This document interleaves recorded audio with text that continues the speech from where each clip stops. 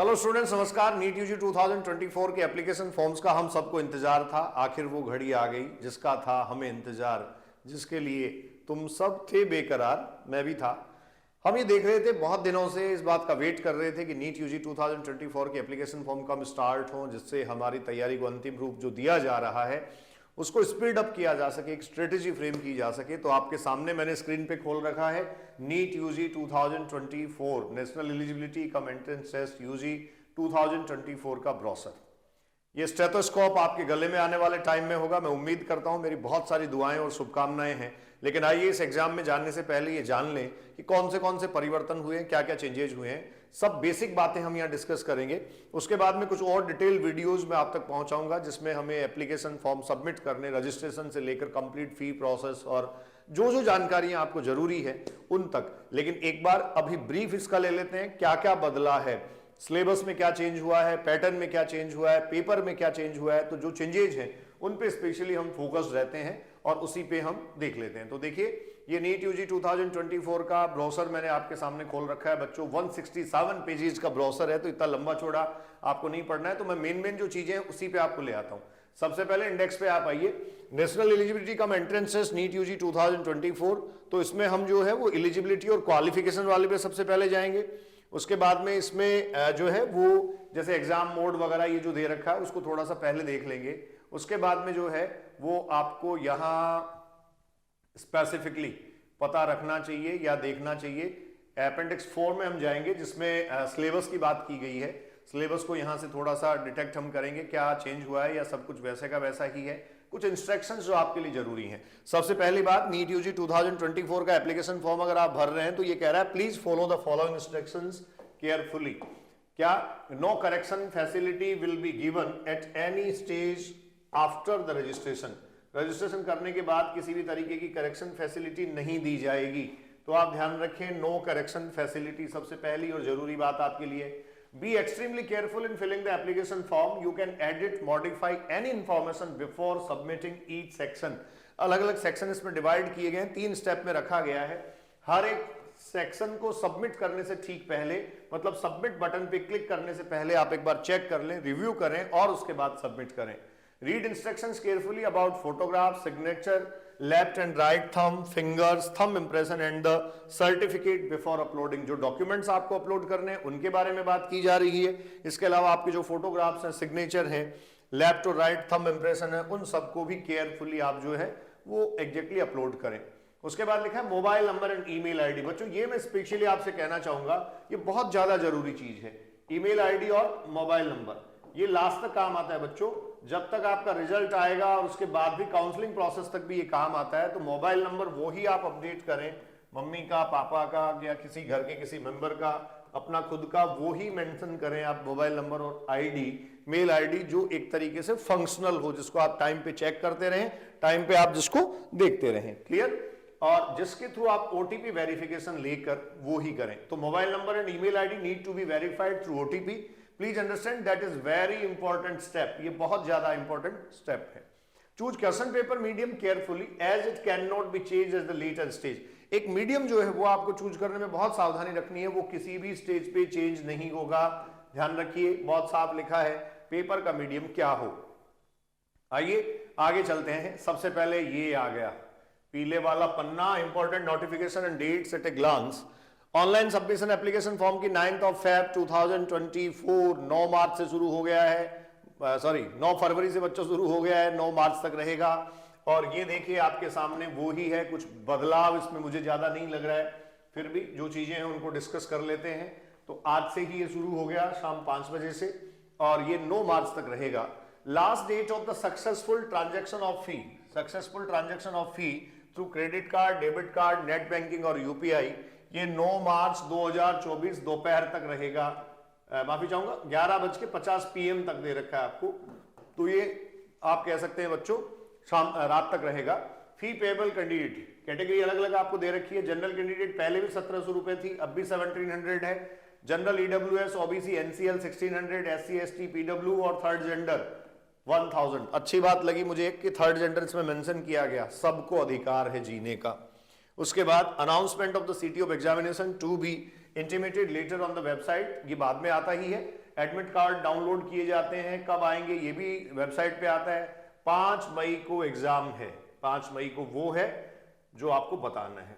युद्ध ही तो वीर का प्रमाण है, वो वाली बात है। 5 तारीख को आपको दिखाना है कि आप योद्धा हैं, क्योंकि बहुत मेहनत आपने करी है। 200 मिनट का एग्जाम है बच्चों, 200 मिनट्स, वो ही 3 घंटे 20 मिनट का एग्जाम है। 2 बजे शुरू होगा, 5:20 तक ये एग्जाम चलेगा। और उसके बाद सेंटर जो दे रखा है वो कह रहा है as indicated in admit card, और उसके बाद डिस्प्ले एंड रिकॉर्डेड रेस्पॉन्स कह रहा है लेटर ऑन द वेबसाइट, और मेंशन किया है बहुत साफ साफ 14 जून को आपका रिजल्ट आ जाएगा। वेबसाइट आपको पता ही है, examnta.ncac.in, और 14 जून को ये रिजल्ट डिक्लेयर कर दिया जाएगा। तो एक तरीके से 5 मई को एग्जाम ले रहा है और 14 जून को जो है वो रिजल्ट आउट कर देगा, यहां जो लिखा हुआ है, ठीक है। उसके बाद में देखिए ये जो डॉक्यूमेंट्स वगैरह है इनकी बात बहुत आगे करेंगे, हम बाद में करेंगे। एक डिटेल वीडियो मैं कल आपके लिए लेके आऊंगा, एक प्रॉपर लाइव हम इस पे रखेंगे, जिसमें काम की चीजें जो है वो हम यहां आपको बता सके। Candidate can apply NEET UG 2024 through only online mode. Online mode के थ्रू एप्लीकेशन फॉर्म इसमें जो है वो भरे जा रहे हैं। Only 1 application form to be submitted, केवल एक ही एप्लीकेशन फॉर्म एक बच्चा भर सकता है। वैसे हमें ज्यादा भरना भी क्यों है। अच्छा, काम की 2-3 चीजें जो थी जो मैं आपको कहना चाह रहा था उस पर मैं पहले आ जाता हूं। देखो ये स्टेप्स ऑफ रजिस्ट्रेशन है, और स्टेप्स ऑफ रजिस्ट्रेशन में कैसे आप रजिस्टर करें, एप्लीकेशन फॉर्म पे कैसे जाएं, ये डॉक्यूमेंट्स कौन से चाहिए, बाकायदा सारा सब कुछ यहाँ मेंशन किया गया है बच्चों साइज के साथ। ये सब बातें हम बाद में करेंगे। मैं सबसे पहले आपको लाना चाह रहा हूं 2-3 चीजों पे। जैसे सिलेबस, एक काम की बात हुई, सिलेबस के साथ साथ आप जानते हैं दूसरी जरूरी बात या जरूरी चीज हमारे लिए क्या है। सिलेबस के साथ साथ दूसरी जरूरी चीज हमारे लिए है कि एग्जाम का पैटर्न, पेपर पैटर्न, क्या उसमें कोई बदलाव हुआ है या किसी तरीके से कोई चेंज उसमें किया गया है। उसके बाद देखिए इसने यही कुछ फाइनल एप्लीकेशन सबमिशन से रिलेटेड ये दे रखे हैं रेफरेंसेज, इनको सबको हम बाद में डिस्कस करेंगे, इनकी डिटेल बाद में। मैंने ये पहले सीधा ही आपके लिए वेबसाइट पे खोला है, जल्दी आप तक पहुंचाया जा सके, और आपके सामने ही मैं पढ़ रहा हूं इसको। सबसे पहले चैप्टर फर्स्ट दे रखा है इंट्रोडक्शन। एनटीए के बारे में हमें ज्यादा नहीं जानना, एनटीए के बारे में हम काफी जानते हैं भैया। एनटीए के बारे में हमने कई जांच पड़ताल कर रखी है, कई आरटीआई लगा रखी है, कई सारी चीजें जो हैं वो हम पहले से एनटीए के बारे में देखते आए हैं। दूसरा देखो कह रहा है national eligibility cum entrance test UG. अच्छा, इसमें देखो आपको पता है कि national eligibility cum entrance test जो है वो क्या करवाया जाता है, किसके लिए करवाया जाता है। एनएमसी जो रेगुलेट करता है, ऊपर एमबीबीएस बीडीएस पहले आपको बता दिया गया था, बीएमएस बीयूएमएस बीएसएमएस बीएचएमएस ये सब आपको बच्चों पहले से पता है, ठीक है। रोल, एनटीए का रोल क्या है, एनटीए का रोल आपको पता है एग्जाम कंडक्ट करवाने जितना होता है, और एनटीए का इससे ज्यादा रोल नहीं होता। रिलेटेड मिनिस्ट्रीज वगैरह ये दे रखी हैं, ये आपकी ज्यादा काम की बात नहीं है, कौन सी मिनिस्ट्री कहाँ रोल प्ले करती है, क्या रोल प्ले करेगी, इस पे मैं डिटेल में सारी बातें फिर से आपको टाइम के साथ साथ बताऊंगा। ये लीजिए, ये आ गया pattern of the test. The test pattern NEET UG 2024। इसमें देखो वही रखा गया है, 2 सेक्शन होंगे बच्चों। पहले सेक्शन में 35 क्वेश्चन होंगे, आप जानते हैं ऑल 35 क्वेश्चन सबको करने होते हैं, मतलब ये जो 35 क्वेश्चन है ये कॉमन है, अगर इसमें से कोई बोनस होता है तो बेनिफिट सबको मिलता है। और सेक्शन बी में जो है वो 15 क्वेश्चन होंगे, उसमें से कोई 10 क्वेश्चन आपको करने हैं, तो इस तरीके से 45 ईच हुआ। The pattern of the NEET UG 2024 examination from for admission in the session 2024-25 is as. ये क्या रहेगा, ये देखिए आपके सामने है क्या पैटर्न रहेगा। Physics section A, section B वही 35, 15, 140, 40 सबका सेम पैटर्न है। टोटल आपको जो है वो 720 मार्क्स का एग्जाम देना है। फिजिक्स, केमिस्ट्री, बॉटनी और जूलॉजी 4 सेक्शन होंगे। नेगेटिव मार्किंग के लिए वैसे ही होगा जैसा पहले होता था, 1 डिटेक्ट कर लिया जाएगा, डिडक्शन होगा। Important points to note for section A, MCQ जो है, to answer a question the candidate need to choose 1 option corresponding to the correct answer of the most appropriate answer. देखो कई बार जैसे कई डाउटफुल क्वेश्चंस होते हैं ना, मैं कई बार आपको कहता हूं कि आप अपने तरफ से बेस्ट दीजिए, आप बेस्ट चूज करिए, वो गलत होगा सही होगा बाद में, ये सब बाद की बातें हैं, ठीक है। और कुछ स्पेसिफिकेशन यहां जो है वो आपको दे रखे हैं। यहां लिखा है करेक्ट आंसर के लिए 4 मार्क्स होगा, नेगेटिव के लिए होगा, और अनआंसर्ड मार्क्स जो है उसके लिए 0 रखा जाएगा।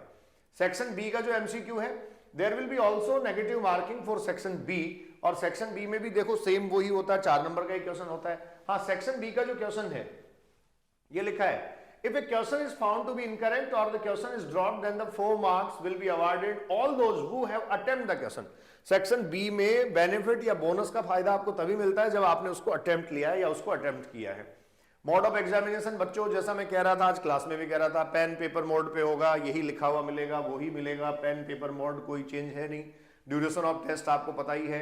मीडियम की जहां तक बात करें भैया, मीडियम बहुत अच्छे से चूज कर लेना। Drawing from the national educational policy NEP, the NEET UG 2024 is being conducted in English, Hindi, Assamese, Bengali, Gujarati, Kannada, Malayalam, Marathi, Odia, Punjabi, Tamil, Telugu and Urdu, इन सब लैंग्वेजेज में होने जा रही है।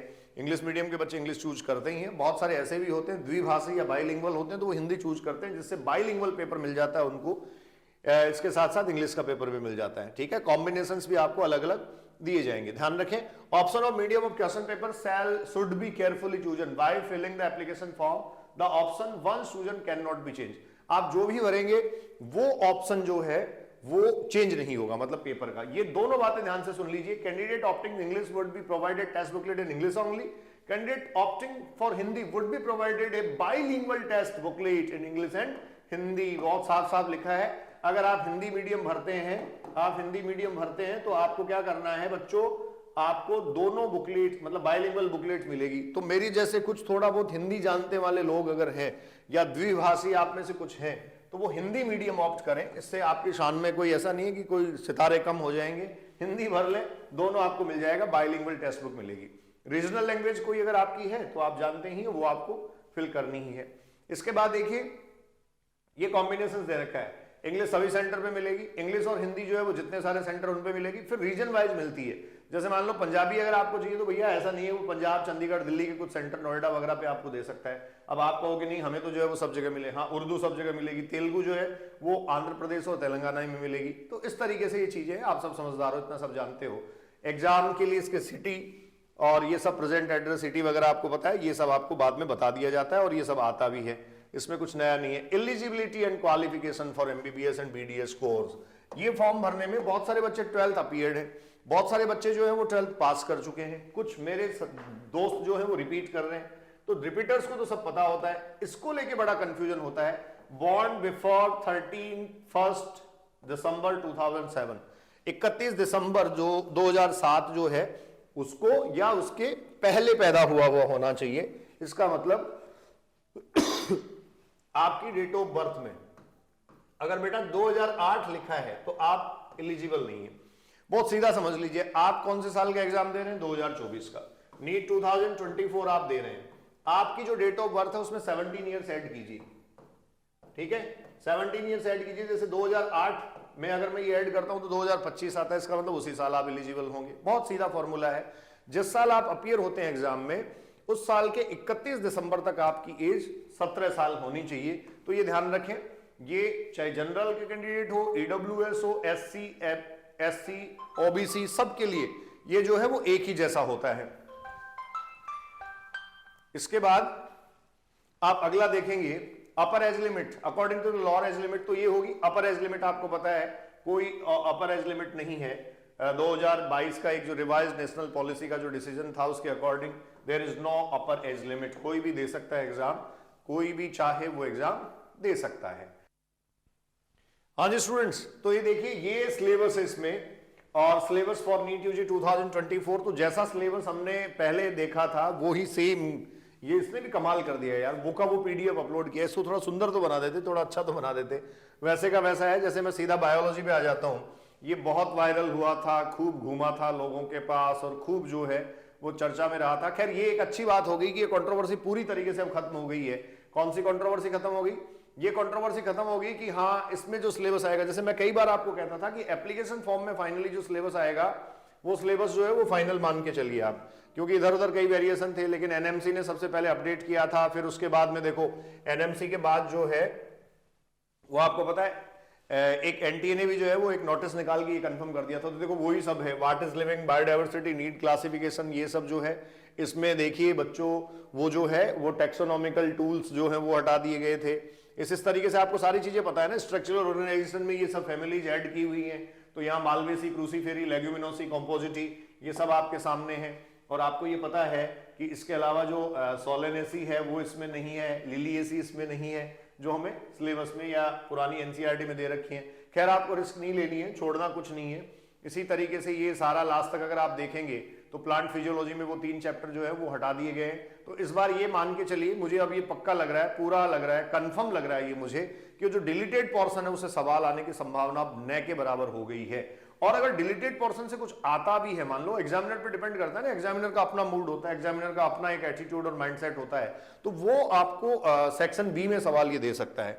जैसे इकोलॉजी और एनवायरमेंट वाले पोर्शन में देखो, organism and environment, population interaction सीधा सीधा दे रखा है, इवन एबायोटिक फैक्टर वगैरह भी इसमें नहीं है, ecosystem pattern, components, productivity, decomposition, energy flow, pyramid, biomass, energy, ये सब दे रखा है। सक्सेशन यहां से हटाया हुआ है, बायोडाइवर्सिटी, कंजर्वेशन ये दे रखा है आपको, और पूरी तरीके से जो है वो बच्चों एनवायरमेंटल इश्यू वाला चैप्टर हटाया हुआ है। तो आज के इस वीडियो में देखो ये सारी बातें जो है वो हमने क्लियर कर ली हैं, और आपको जो है ना वो कई सारे सवाल जो पहले भी आपके दिमाग में थे, where can I access the syllabus, तो वो आपको वहां दे दिया।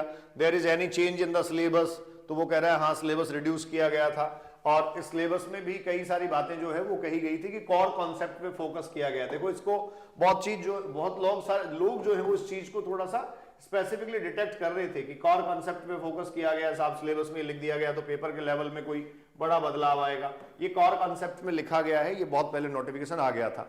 तो नीट यूजी 2024 का एप्लीकेशन फॉर्म रिलीज हो चुका है, रजिस्ट्रेशन प्रोसेस शुरू हो गई है।